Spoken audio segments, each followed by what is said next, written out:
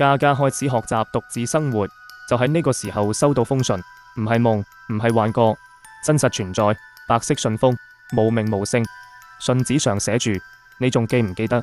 佢唔止你一個女朋友。信紙冇署名，但紙張有淡淡香味，唔係香水，而係梔子花味。呢種香，嘉嘉認得。阿偉曾經話過，有個舊同學成身都係呢種味，但當時佢笑笑口話：你唔使呷醋，佢有男朋友。嘉嘉攤喺梳化，攞起手機，開翻阿偉嘅舊 IG， 翻 post， 翻留言，翻踢人名，發現有一個常見嘅名 Yuki。每次阿偉出差打卡，Yuki 都會留言：你又唔約我，而阿偉總係會回：下次一定帶埋你。但 Yuki 從來未出現過喺嘉嘉世界入面。嘉嘉決定私信 Yuki 約佢出嚟飲嘢，地點係觀塘海濱一間偏靜嘅茶館。Yuki 準時到場，一身白衫牛仔褲，綁馬尾，笑容淡淡，但唔似敵人。Yuki 主動講：你係嘉嘉，我知你會揾我，有啲嘢係時候要講清楚。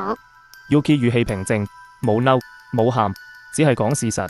我同阿偉識咗7年，拍過拖，分過手，之後又做翻朋友。你同佢一齊之後，我冇再揾過佢，係佢偶爾會 send 信息俾我，問我近排點，有冇識新男友。佢有冇再同你見面？有一次，佢話自己好亂，想揾個人傾下。嗰晚我哋行咗成晚街，佢冇拖我手，但講咗一樣嘢，佢話你唔理解佢。嘉嘉聽到呢句忍唔住冷笑。咁你理解佢？ Yuki 冇即刻回應，而係掏出一樣嘢，一張電影票，係某套舊戲重影場，時間係阿偉過身前5日。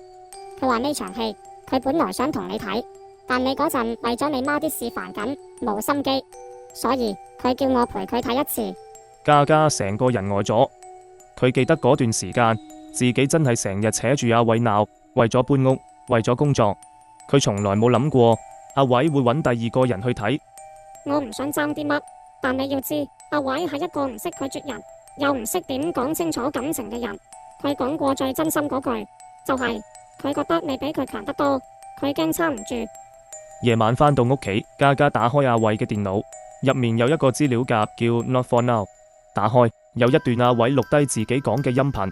嘉嘉，如果有一日你揾到呢度，證明你冇放棄了解我。我有好多嘢都講唔出，我驚你嬲，驚你唔理我，驚你發現我冇你想象中咁好。但係我真係有愛過你，我唔完美，但我真係試過用我方式去愛你。你以為一段關係完咗就可以平靜落嚟，但有時真正嘅波瀾係喺你以為海面冇浪之後先至翻起。有啲人死咗之後會被人懷念，而有啲人死咗之後只會被人恨。阿偉走咗咁耐，冇人提過佢屋企人，直到嘉嘉從電腦相簿入面發現一張舊照，兩兄妹喺海邊踢拖鞋，寫住2015沙灘日記，仲有備注希望有一日佢會原諒我。嘉嘉決定幫阿偉完成呢個心願，佢用咗3日時間聯絡阿偉啲親戚，翻查舊 Facebook 留言，揾學校校友，終於揾到阿偉個細妹阿晴。而阿晴只講咗一句：唔使揾我已經冇咗個阿哥。嘉嘉冇死心，跑去阿晴間學校外面等咗2個鐘，終於見到一個短頭髮、黑色毛衫、面色蒼白、耳機唔離身嘅女仔。佢一見到嘉嘉就想走，嘉嘉擋住佢。我唔係想勉強你，我只係想知你係咪真係咁恨佢？阿晴望住嘉嘉，眼神毫無感情。你知佢做過咩先啦？你中意佢就一定幫佢講好說話。我唔幫佢講說話，我只想知你係咪真係唔肯原諒佢？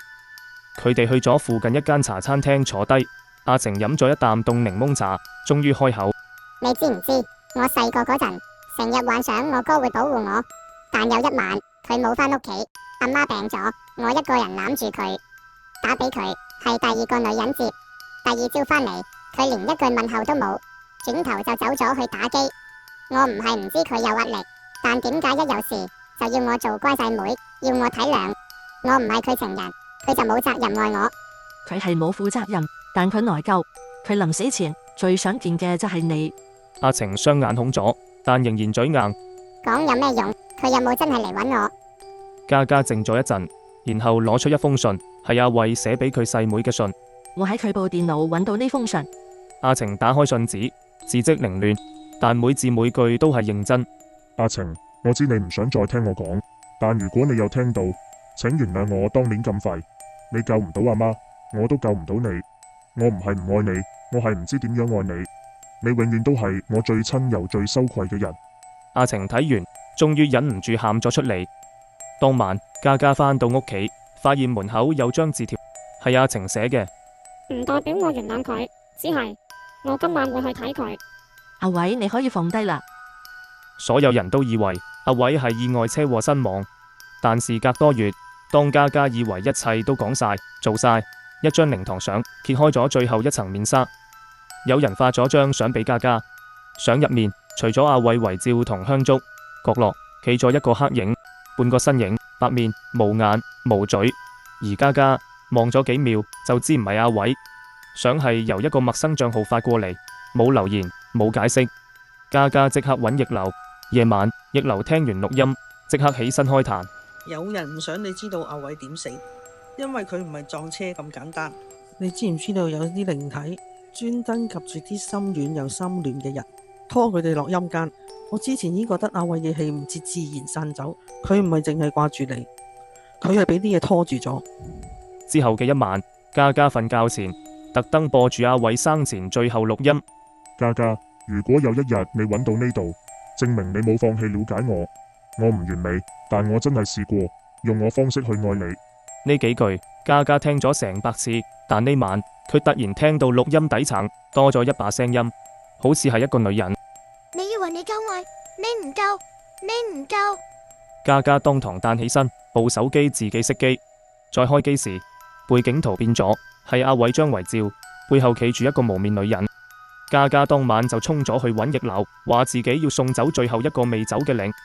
你明知咁做，好可能會損自己嘅陽氣。佢死嗰刻係俾人拖住走，而我如果唔拖佢返嚟，我一世都會被呢件事拖住嚟行。最後喺出事現場，逆流擺陣，叫嘉嘉帶埋阿偉部手機同手錶，陣開風起，香一支支自動斷裂。然後嘉嘉見到一個女鬼，冇樣冇眼冇聲，只係身形似人，面對面企咗喺阿偉嘅死位。問佢要乜嘢？你用咩先肯放佢走？女鬼指住嘉嘉，再指自己，最後伸出手想交換。佢要同你交換。